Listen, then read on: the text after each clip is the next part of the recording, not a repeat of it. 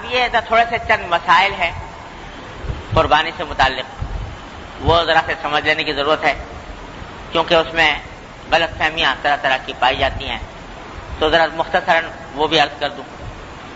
ایک تو یہ کہ صاحب استطاعت کا جو معیار شریعت میں مقرر کیا گیا ہے وہ یہ کہ وہ شخص، ہر وہ شخص جس کی ملکیت میں 52.5 تولہ چاندی یا اس کی مالیت کا زیور یا ضرورت سے زائد سامان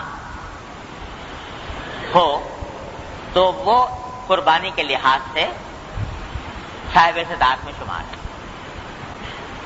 یہ ہے صاحب استطاعت کا مطلب۔ ایک بات تو یہ سمجھنے کی، دوسری بات سمجھنے کی یہ ہے کہ ہمارے معاشرے میں بہت کثرت سے یہ غلط فہمی پائی جاتی ہے، اور قربانی کے دنوں میں بہت لوگ اس غلط فہمی میں مبتلا نظر آتے ہیں۔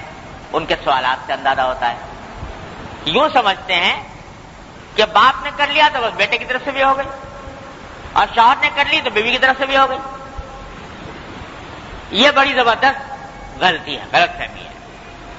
دیکھو، جس طرح باپ کے نماز پڑھنے سے بیٹے کی نماز ادا نہیں ہوتی، یا ہوتی ہے کہ بس باپ پڑھ لے تو بس بیٹے کی چھٹی، یا شوہر کی نماز پڑھ لینے سے بیوی کی نماز ادا نہیں ہوتی۔ ہر ایک کے ذمے اس کی عبادت الگ واجب ہے۔ زکوٰۃ باپ کے ادا کرنے سے بیٹے کی ادا ہوتی، شوہر کے ادا کرنے سے بیوی کی ادا نہیں ہوتی۔ تو اس واسطے یہ قربانی کی عبادت بھی ایسی ہے کہ ہر ایک انسان پر اپنی الگ الگ فرض ہے۔ اگر شوہر بھی صاحب استطاعت ہے اور بیوی بھی صاحب استطاعت ہے تو شوہر پر الگ واجب ہوگی اور بیوی پر الگ ہوگی۔ باپ بھی صاحب استطاعت ہے اور بالغ بیٹا بھی صاحب استطاعت ہے، تو یعنی اس کی ملکیت میں بھی اتنا ہے تو اس پر بھی الگ ہوگی، اس پر بھی الگ ہوگی، ایک سے دوسرے کی ادا نہیں ہوگی۔ آج ایک صاحب ٹیلی فون پہ پوچھ رہے تھے کہ صاحب وہ ہم تو میاں بیوی کا اپنا آپس میں مشترک کھاتا ہے، تو لہذا ہم ایک قربانی کر لیں، دونوں کی طرف سے ادا ہو جائے گی کہ نہیں ہو جائے گی؟ تو یہ بالکل غلط خیال ہے۔ ہر ایک اپنی فرائض کا خود ذمہ دار ہے، وہ باپ ہو یا بیٹا ہو، شوہر ہو یا بیوی ہو، ہر ایک کو اپنی ادا کرنی ہے۔ ایک دوسری غلط فہمی یہ بعض لوگوں میں پھیلا دی گئی ہے کہ ارے بھائی قربانی تو کیا کریں، قربانی کی برابر رقم کا صدقہ کرنے تو زیادہ اچھا، غریب کو فائدہ ہو جائے گا۔ بعض لوگ یہ کہتے ہیں کہ صدقہ کر دو، بجائے اس کے کہ 2000 روپے کا حصہ لو گائے میں، اس سے بہتر ہے کہ 2000 روپے کسی غریب کے ہاتھ پہ رکھ دو، صدقہ کر دو۔ یہ بھی بڑی زبردست غلط فہمی ہے۔ ارے بھائی ہر ایک عبادت الگ الگ ہے، قربانی صدقہ کرنے سے ادا نہیں ہوتی۔ قربانی کی عبادت الگ ہے، صدقے کا ثواب الگ ہے۔ صدقہ اگر دینا ہے تو الگ دو، لیکن قربانی کی عبادت صدقہ دینے سے ادا نہیں ہوتی۔ تیسری غلط فہمی، ایک غلط فہمی لوگوں میں یہ ہے، بعض لوگوں میں، کہ صاحب وہ قربانی جو ہے وہ جب تک کسی بڑے کی طرف سے نہ کی جائے تو چھوٹا نہیں کر سکتا۔ بہت لوگ یہ سمجھتے ہیں، ایک صاحب ملے تو وہ کہنے لگے جی میں ساری عمر ایسا کرتا رہا تو حضور اقدس صلی اللہ علیہ وسلم کی طرف سے قربانی کرتا رہا، اپنی کی نہیں، حضور اقدس صلی اللہ علیہ وسلم کی طرف سے قربانی کرتا رہا اور اپنی کی۔ ایک صاحب ایسے ملے کہ جو کہتے ہیں کہ میں اپنے والد کی طرف سے کرتا ہوں، خود نہیں کرتا۔ ارے بھائی پہلا تو کام یہ ہے کہ آدمی کے ذمے قربانی واجب ہے، اپنی طرف سے وہ واجب ادا کرے۔ دوسرے کی طرف سے قربانی کرنا ایصال ثواب کی خاطر، خواہ حضور اقدس صلی اللہ علیہ وسلم کی طرف سے ہو یا اپنے والدین یا کسی عزیز کی طرف سے ہو، یہ انسان کے ذمے کوئی ضروری نہیں ہے، واجب نہیں ہے۔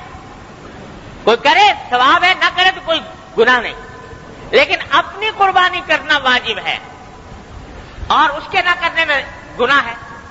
لہذا پہلا کام تو یہ ہے کہ اپنی طرف سے جو اپنا جو واجب ہے وہ ادا کرو، اس کے بعد اگر کوئی کسی کا دل چاہتا ہے اور استطاعت ہے تو ٹھیک ہے، حضور اقدس صلی اللہ علیہ وسلم کی طرف سے کرے یا کسی والدین کی طرف سے کرے، کسی کی طرف سے کر سکتا ہے۔ یہ بات بالکل واضح ہو جانی چاہیے۔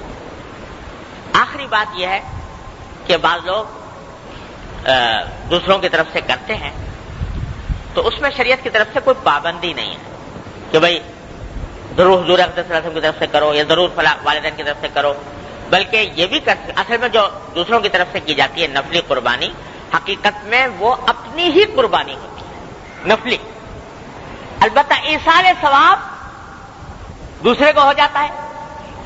تو آدمی اگر چاہے تو ایک ہی چاہے بکری میں اور ایک بکرا کیا تو بکرا تو اپنی طرف سے ہوگا نفلی. ایصال ثواب اس کا جتنے چاہے آدمیوں کو کر دو، 10 کو کر دو، 20 کو کر دو، 50 کو کر دو، 100 کو کر دو. ایصال ثواب اپنے سارے اعزاء اقربا کو کر دو، پوری امت کو کر دو. حضور اقدس صلی اللہ علیہ وسلم نے ایک بکرا قربان فرمایا، دو مینڈے قربان فرمایا. ایک فرمایا کہ یہ ایک میری طرف سے ہے اور ایک میری امت کے ان لوگوں کی طرف سے ہے جنہوں نے قربانی نہیں کی، ان کی طرف سے قربانی. ساری امت کے لوگ حضور اقدس صلی اللہ علیہ وسلم کر گئے، ساری امت کی طرف سے. تو یہ بھی کلام ہوا ہے کہ بھائی جب کوئی شخص کسی کو ثواب پہنچائے قربانی کر کے تو کیا بٹ کے ملے گا یا پورا پورا ملے گا؟ بعض کہتے ہیں بھائی بٹ کے ملنا چاہیے اس واسطے کہ ایک عبادت ہے تو سب کو اس کا حصہ ملے گا. لیکن ہمارے بزرگوں کا مذاق یہ ہے کہ اللہ تعالیٰ کی رحمت سے امید یہ ہے کہ انشاءاللہ بٹنے کا نہیں، سب کو پورا پورا ہی ملے گا. اس واسطے کہ حضور اقدس صلی اللہ علیہ وسلم جب ایک مینڈا قربان فرمایا پوری امت کے لوگوں کی طرف سے، اگر اس میں بٹوارا شروع ہو گیا تو ایک بال کا کوئی 10واں حصہ بھی ایک آدمی کے بانٹے میں نہیں آئے گا. تو اس واسطے اللہ تعالیٰ کی رحمت سے بعید ہے کہ وہ اس قسم کا بٹوارا فرمائے، ہر ایک کو انشاءاللہ کامل ملے گا. اس واسطے ایک اگر قربانی کی ہے نفلی تو اس میں جتنے بھی چاہے لوگوں کو ایصال ثواب کر سکتے ہیں. نفلی میں فریضہ جو ہے اپنا ذمہ جو واجب ہے وہ اپنی طرف سے واجب ادا کرنا چاہیے، اس میں پھر کسی کا شرکت نہیں. یہ چند مسائل ہیں، یہ موٹے موٹے میں نے عرض کر دیے، باقی تفصیلی مسائل جو ہیں وہ اگر کسی کو ضرورت پیش آئے تو معلوم کر سکتا ہے. بہرحال اس طریقے پر اللہ تبارک و تعالیٰ اپنی رحمت سے ہم سب کو اب صدق کے ساتھ، اخلاص کے ساتھ، اتباع سنت کی نیت سے اور اپنے تقرب کے خاطر یہ قربانی کی عبادت کو انجام دینے کی توفیق عطا فرمائے.